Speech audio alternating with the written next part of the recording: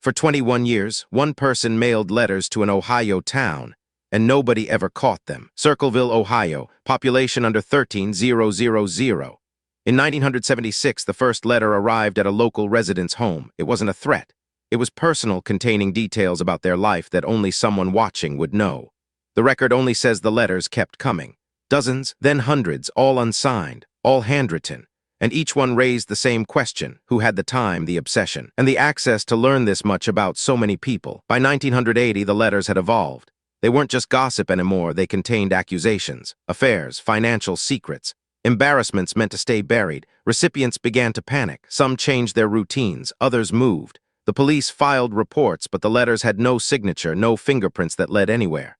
The writer seemed to know everyone, seemed to watch everyone. But who was watching the watcher? Then the letters turned darker. Accusations became threats.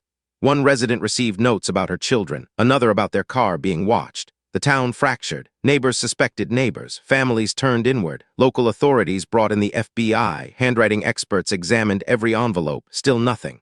The record shows investigators followed dozens of leads, all dead ends. Circleville had become a place where paranoia wasn't irrational. It was survival. For over 2 decades, the letters continued.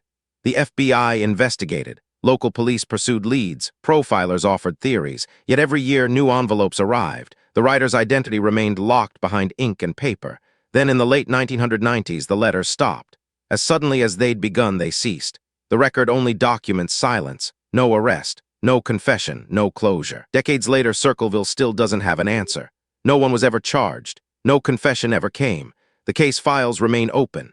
And somewhere in that town, the person who terrorized an entire community with nothing but a pen and envelope walks free, their identity protected by time, distance, and the absence of evidence. The question that began this investigation has only one certain answer. It happened. But who and why remains unknown. Subscribe for new unsolved cases that remain buried in the archives. Investigations without answers, waiting for you.